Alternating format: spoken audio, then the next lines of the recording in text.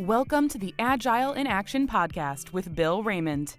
Bill will explore how business disruptors are adopting agile techniques to gain a competitive advantage in this fast-paced, technology-driven market. Hi, and welcome to the podcast. Today, I'm joined by Chuck Mollor, CEO, executive coach, advisor, and best-selling author of The Rise of the Agile Leader. Can you make the shift? Hi, Chuck. How are you today? I'm great, Bill. Thanks for having me today. I'm really excited to have our conversation. Yeah, me too. We're going to talk about cultivating excellence, leadership, and organizational cultures. I'm excited to have the conversation. But before we get started, could you introduce yourself?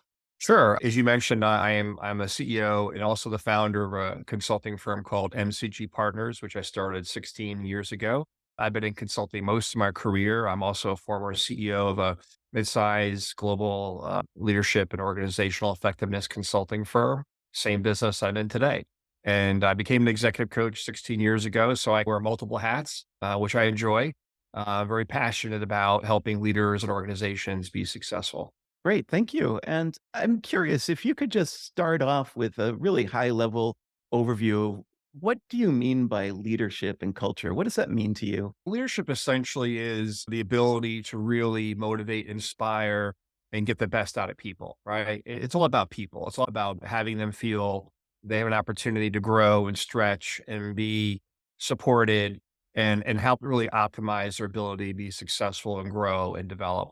Culture is really a reflection of that. Culture is essentially the values that are near and dear to your heart and what you feel are important to that sets you apart as an organization that allows you to attract and retain and develop the best people that you want for your organization.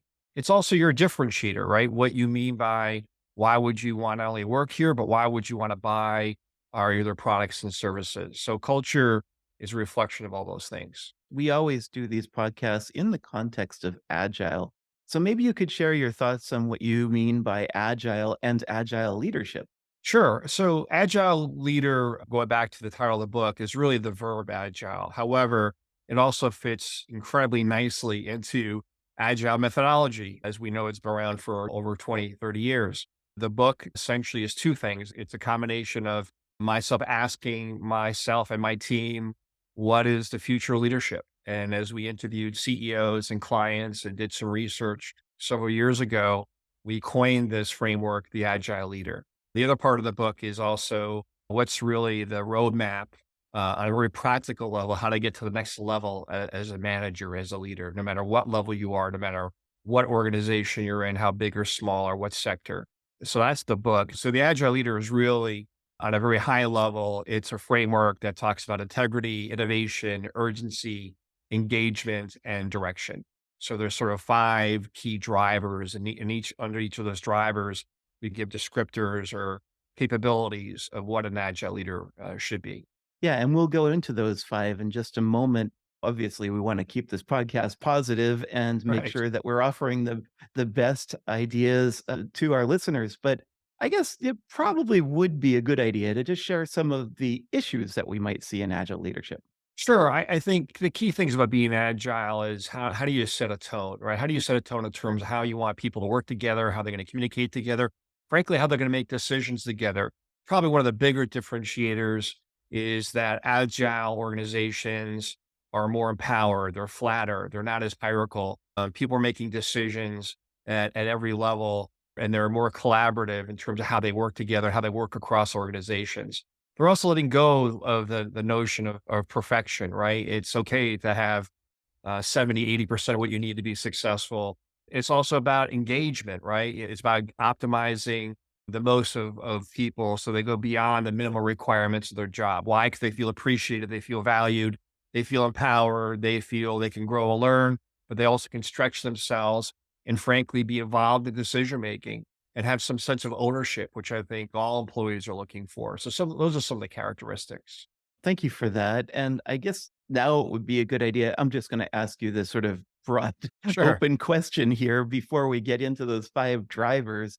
But how is it that you do set up an agile culture? Because what you just said, that all sounds very easy. And I think most organizations, if you said that you're setting a tone and you're making sure you have a culture of thinking differently and moving forward at a pace that you're constantly supporting your customer. I think we all can say that those are good values, but how do we bring that into our agile culture? It has to start with leadership, right? And you have to start with leaders understanding essentially what their natural leadership style is. And if a leader has been around working for a certain period of time, they grew up in a much more hierarchical, traditional work environment. So you're also talking about creating change and driving change and transforming how your organization operates and how they make decisions, which is a big part of what agile leadership is about. But you have to start with the individual and collective leadership and give them a sense of, do you understand your natural style and where are those opportunities individually and collectively where you need to shift, including letting go of some past behaviors and patterns of decision making and ownership and communication and transparency. So it's not that simple. It's actually quite transformational, and you have to do it at a very integral level. And it's essentially you have to define what we mean by leadership today. What's that transformation going to be for each person individually because of their natural style, their background, and historically how they grew up in business and in leadership. And then you've got to paint a picture of what we mean by culture and organization. And what does our aspired state look like? So there has to be a roadmap and how you're going to get there integrally. It's not a light switch. It doesn't happen that way. Yeah, I think that's really important. And you do talk about these five drivers of effective leadership. We'll drill into each one, but could you list those out for us? Yeah, absolutely. We mentioned a little bit a second ago. Integrity is one of them. Innovation is the second. Urgency is the third. Engagement is the fourth, and then direction is the fifth. So let's talk about integrity first. Sure. It goes back to a little bit what I said earlier. You have to be aware of yourself in the sense of not just your behaviors or what drives and motivates you, but what are your values? And do your values align with the organizational values? And oh, by the way, have you identified what those organizational values are? Because if you want to define culture, you have to start with what we value. What does it mean to how we operate here? How do we treat each other? How we go to market? How we treat our clients, our prospects, our vendors? So this whole notion of what we value and individual alignment of what I value in my organizational or and cultural values, there needs to be some level of alignment. Doesn't mean it's going to be a perfect alignment, but philosophically, you have to start there. So that's our sense of self-awareness. And do you understand yourself as a leader? How you handle pressure and stress? What are your emotional triggers and how you respond to your environment, including people? And that's all about integrity in terms of how we show up and how we reinforce not only for ourselves and how we show up, but for our people organizations. Another really good example would be when you've got your classic high performer or superstar, no matter what the profession is, yet somehow they get away with the wrong behaviors, right? Is that only not what you mean by integrity, but also does that support your values as an organization, as a culture, and for yourself as a leader? So those are some of the challenges and opportunities when you talk about integrity. Yeah, I think it's really interesting when you talk about that because one of the things that I got excited about not too long ago, actually, and I was working with the team to create a set of values that we would work through, right? That these would be the values that we use as a team. And it was great having these working sessions and really thinking them all through. And we had them. And then we stepped back and said, wait a minute, how does this map up to corporate values? What the CEO is setting, for example.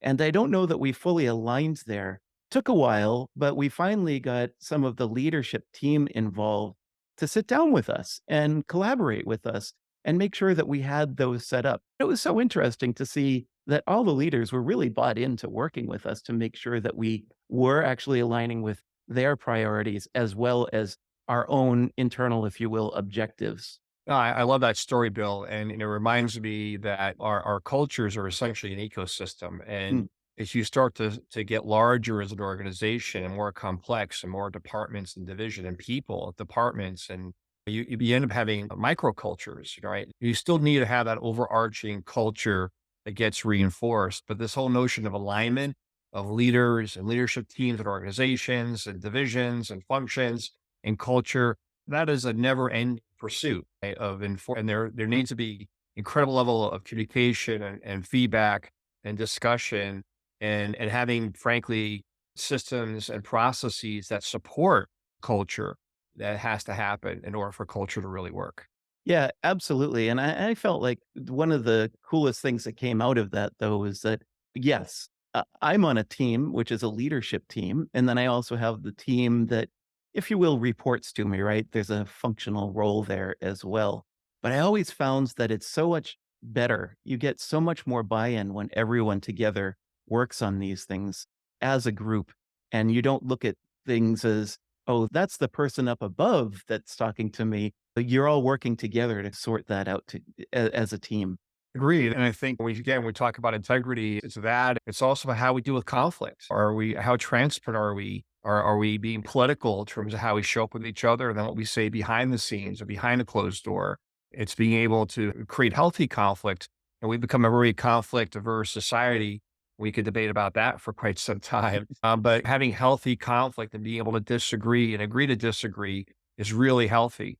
And that's how organizations and people establish trust, and trust is a foundation for healthy teams and healthy organizations and being agile. And there's a level of accountability. And we talked about accountability, not just in terms of performance, but also in terms of behavior. If you're a star performer, it does matter if you treat people to, you should be held accountable to that.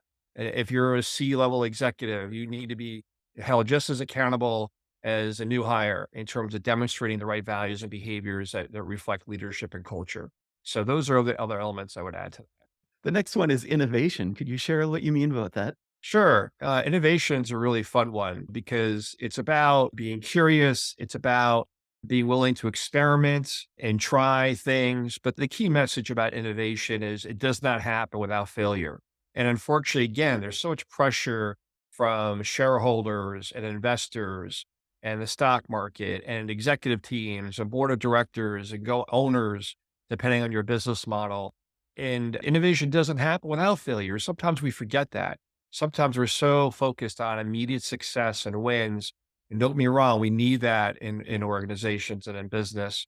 But we have to remember that without failure, without mistakes, innovation doesn't happen. You can't innovate without failure mistakes. There's no such thing as successful innovation and entrepreneurship, no matter what kind of business and how big and small and how long you've been in place. You don't have to be a startup to be innovative and then be entrepreneurially oriented. You could be a Fortune 500 organization and then everything in between. So that to me is probably the most important message when it comes to innovation is understanding the aspect of failure mistakes. And you've got to create an environment where people feel it's okay to try. It's okay to make a mistake and fall down and get back up. Because the moment you reprimand somebody for thinking out of the box, for challenging the status quo, for going beyond the minimal requirements of their job, if they get reprimanded, are they going to go beyond that again? No, they're not. So if you want people to think outside of the box, challenge the status quo, as I just mentioned, stretch themselves, and really think about how we can get better and more innovative and new products and service and more efficient, you have to be creating a work environment where people feel it's okay to fail and make mistakes. Yeah, and I think I shared with a story with you, and I may have shared it on this podcast before. I do remember that there was a big change that we were making to our organization. We were shifting from one networking platform to another, and it was a significant update. It was going to change the way the entire company worked. It's a large organization, global company, many more than 10,000 employees. So we had Right. a lot of we had a lot at stake doing this. And so every single thing we did was like fine tuning every decision so that when we make a change, it worked just fine. And the very first time we made a change, we had to shut down one single server. That's all we needed to do. Shut that one down and fire up the new one that is the replacement one. And we found out that sometime in the past, someone put some special software on there that the manufacturing plants used to manage how the systems work. And so we shut down this server and we shut down 4 major plants. And it was just terrible. I laugh now, but let me tell you, I Right. was scared to death then. And there's people's lives at stake when these types of things Yeah. happen. Yeah. And so what happened though was I thought I was going to get fired. I actually went into my boss's office, the CIO's office with them, And I said, I understand you want to fire me. I'm happy to leave today. And I understand what happened. And they told me, we're not going to fire you, Bill. This was like, we just paid for a major mistake here. And you're probably not going to be making that one again. And also, we find that because I did, of course, write up what happened and what we experienced. And I shared that with them and I was keeping people up to date in real time. The key thing, though, for me here was that in order to innovate, we can make really big mistakes. And one of the things that I really want to say to the leaders that were helping me there was that they embraced that failure and they helped me make sure that we didn't have those mistakes again. And they provided me some more process, they provided me some more resources in order to get that right in the future.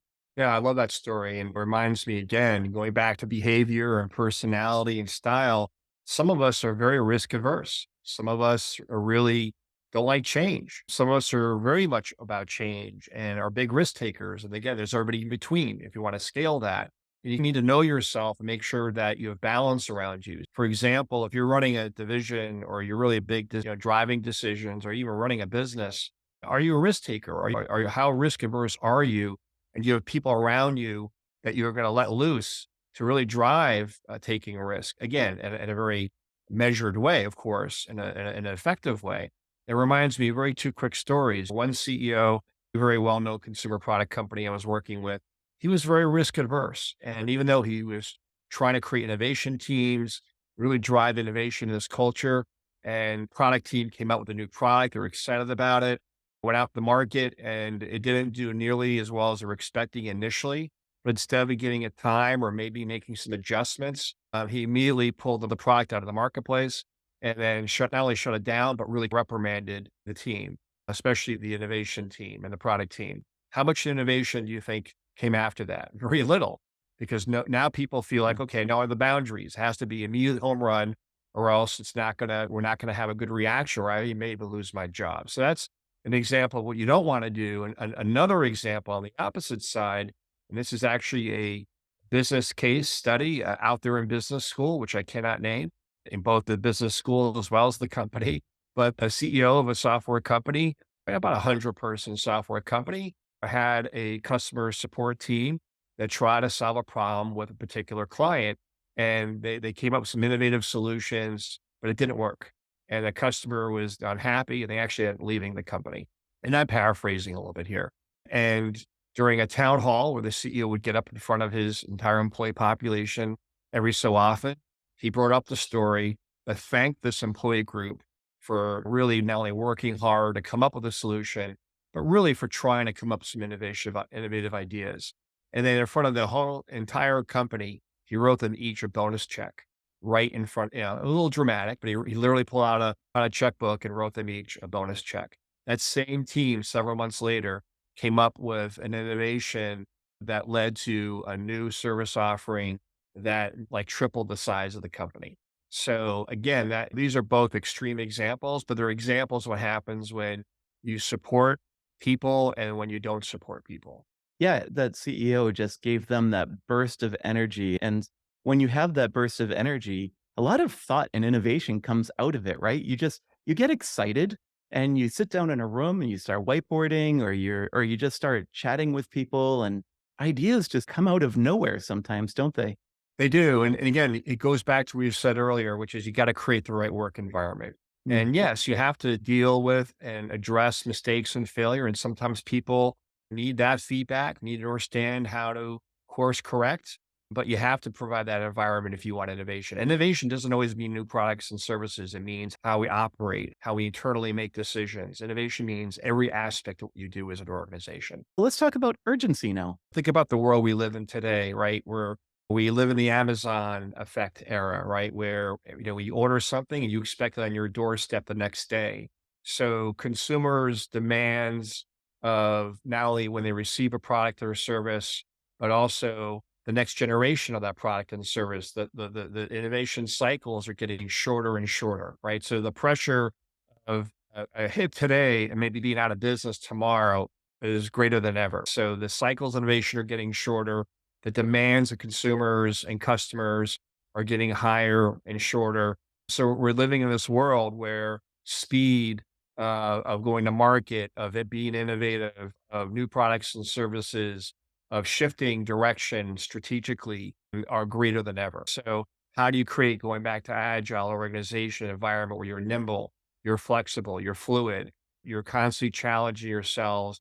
You don't want to be the next company that creates a great product, but literally is out of business 5 years later because you didn't keep up with the times of innovation. And there's so many skeletons, or I should say, graveyards of companies that have operated that way and have not seen the future. So you have to be going back to challenging yourself to, and I hate to say it, but not being set or settling with where you are today, because literally a year from now, the world will look very differently. So this whole sense of urgency is really a critical driver. But then again, how do you create an environment where you have very little bureaucracy, where your people can make decisions? They're spending time thinking and planning. That's the other big example. There are plenty of examples out there, especially in software development, where people literally have one day to do nothing but to play or to research or to think. There's no responsibilities. There's no day to day. If everybody in your organization, including leaders, by the way, and your executive team, are too caught up in the day to day, in what I call an operating mode, not only do you not have that sense of urgency, you're not going to be innovative. So, how do you create time to think and to plan and experiment? That's where you see some of these agile characteristics and drivers really integrate. So urgency is really critical. Now, I'm curious to get your thoughts on this because we talk about urgency a lot. The word agile almost means urgency in some ways. I think that's how it gets interpreted very frequently. Of course, this podcast, we think about agile and agility as the human centered way of working with teams and improving how we work together and delivering great customer experiences and things like that. But urgency can very much be a great thing as much as it can be a hindrance or a problem. For Hmm. example, you just talked about the fact that people need some time to play and try new things out. Otherwise, you don't have that innovation. And I guess there's a common term a lot of people like to use now, which is feature factory, which is we just need to keep releasing these new versions of whatever our product is, and we get it out there, but we're not necessarily thinking about the future and how we're innovating. And you lose that sort of, if you will, customer facing thing.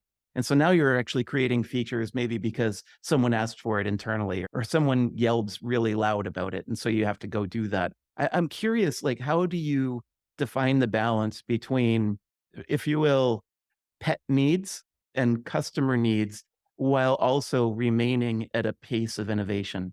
Yeah, so I get an example what I would use, and I hate to pick on Blockbuster, but Blockbuster's a real good example, right? Because they had a great sense of urgency. Let's open up more stores. Let's make sure we are in every block, and every other block of around the country, and providing a video, movie, media experience. And so their urgency was around operational success and efficiency and results and actions and deliverables, and that's really critical. But if your urgency is only tied to that, and going back to your point, if you don't pause, so yes, it's very counterintuitive, but to be successful around urgency is to create time to pause, to think about the future, to think about what's next, to think about what are we not doing today that is going to be the next generation, and surround yourself with people that can challenge you and that bring ideas and activities that you don't have yourself. Going back to the fact that I'm sure, but most of your audience know the story of how Netflix sat down with Blockbuster and said, "Hey, would you like to buy us?" And Blockbuster laughed at them essentially and said, "No, no, you're not the future. We are." And of course, we all know how that story ended, right? Blockbuster is God, and Netflix is the power that it is today. Now they're challenging some of their own innovation issues right now. So my point, though, to your question is you've got to not just think about urgency in terms of execution and process and efficiency and metrics and your numbers. That's critical, but you need to be thinking and create time to think and reflect and pause about what does the future look like.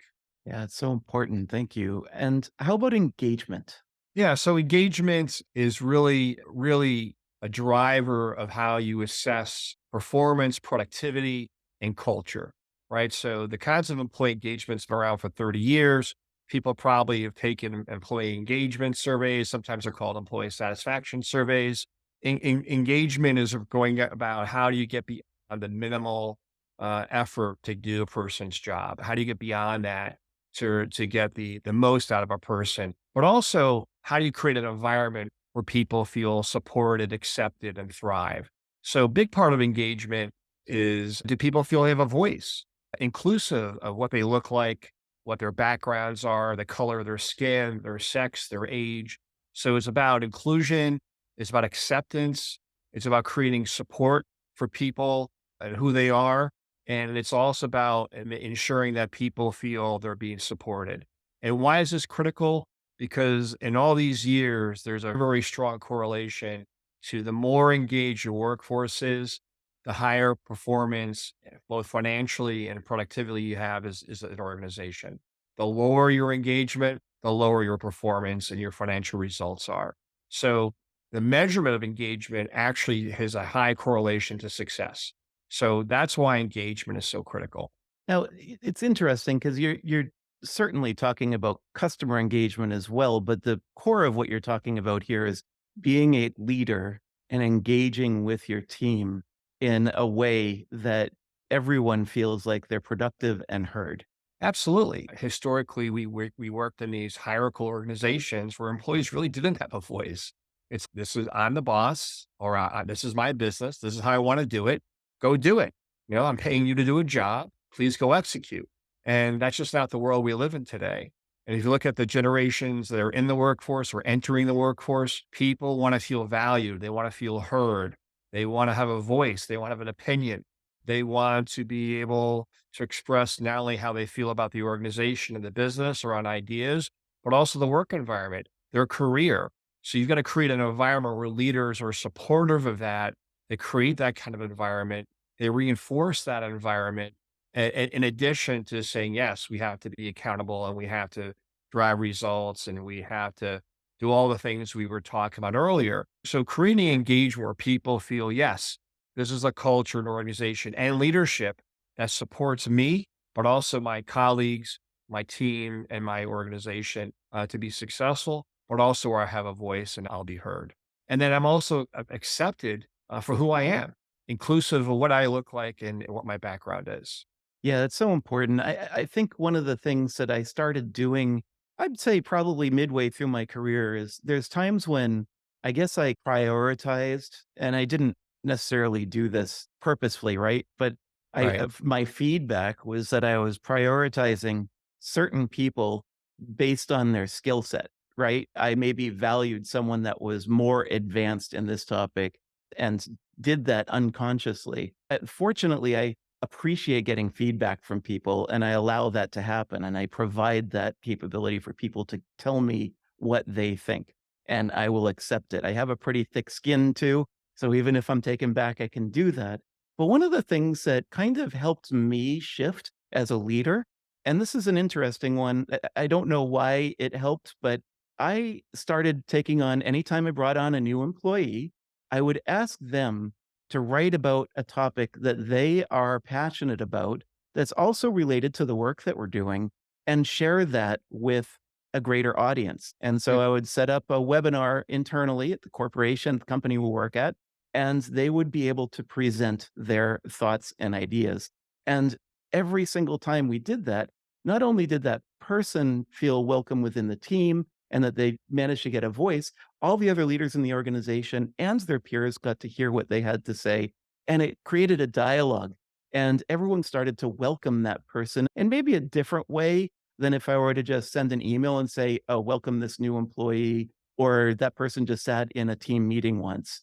Yeah, I love that example for many reasons. It reminds me, and there's methodologies and exercises out there, Bill, that talk about how do you be authentic and transparent and share your passions and your interests. How do you really get to know people beyond the job? And actually, in the world we live in today, post COVID, or I guess maybe always in COVID, but at least the initial trauma of COVID, and the world we live in today.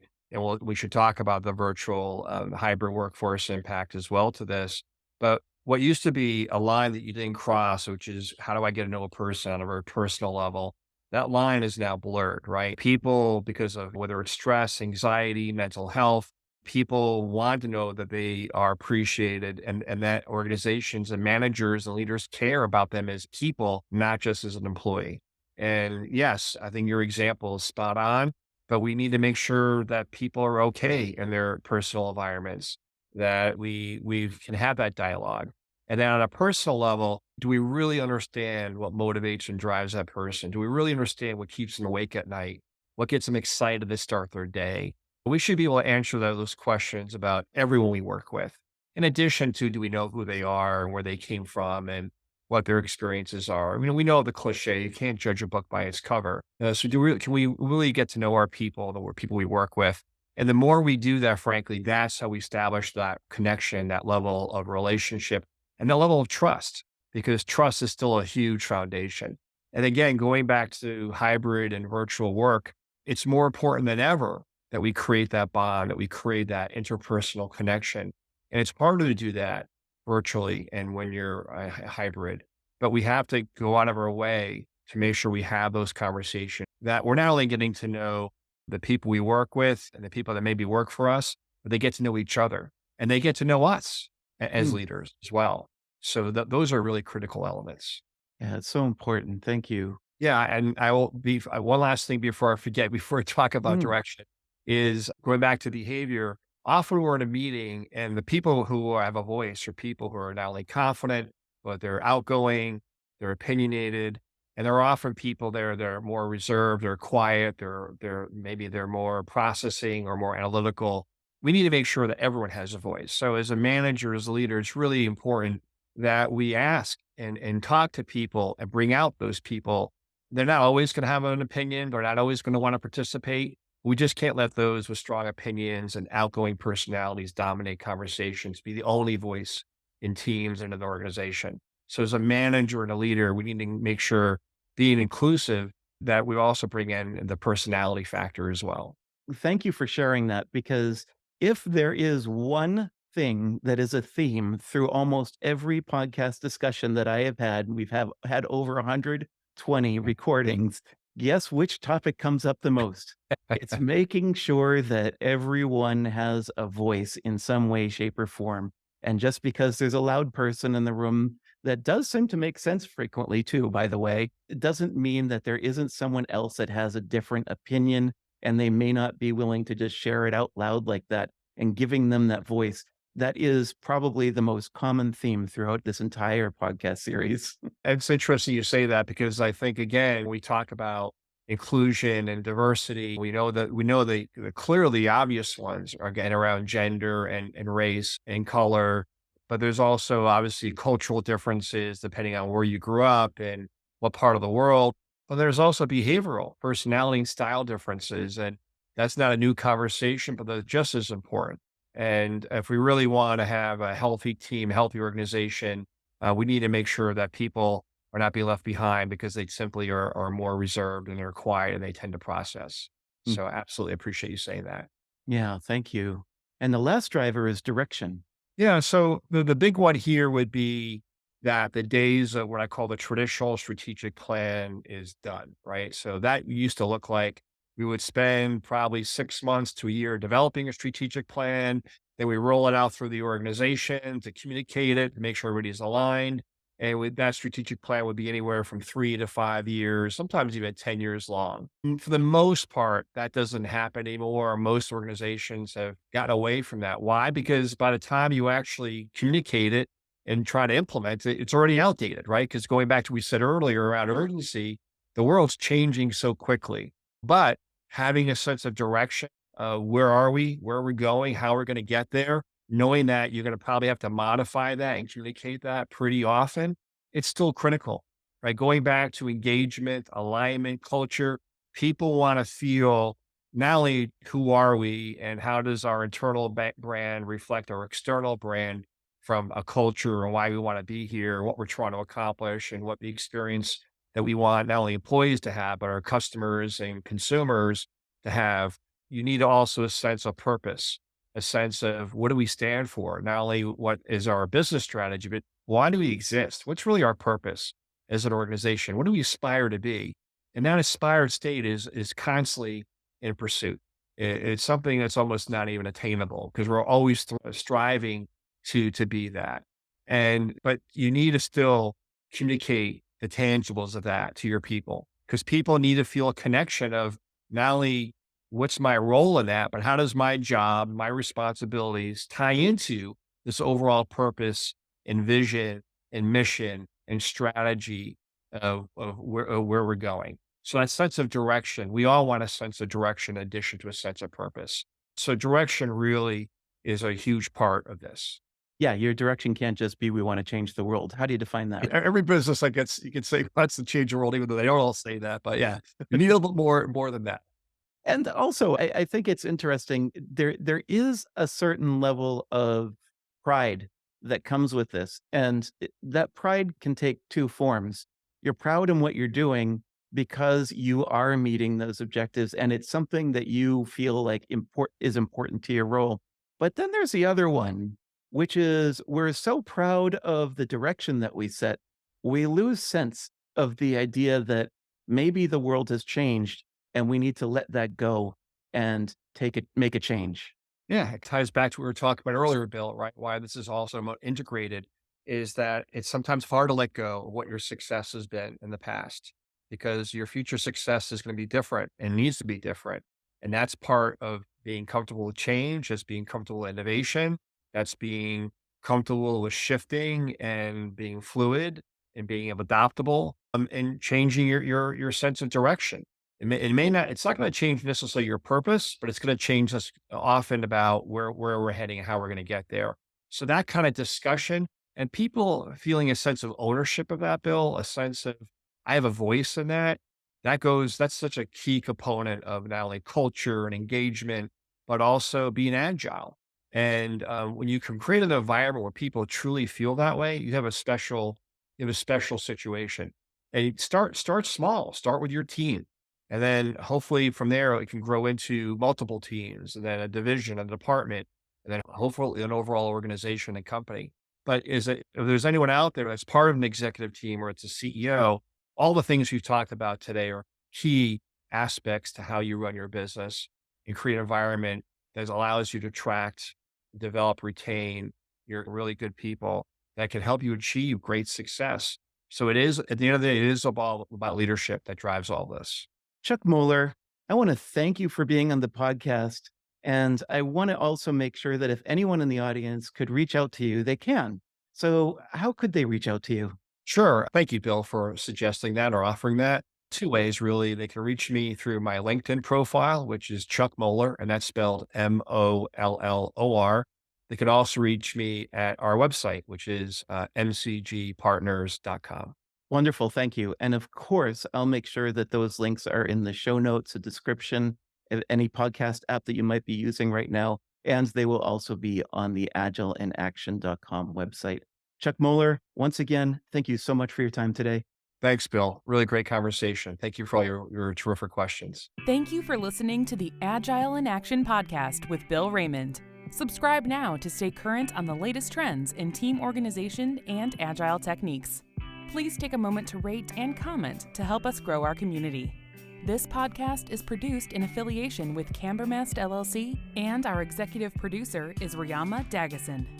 If there is a topic you would like Bill to cover, contact him directly at bill.raymond@agileinaction.com.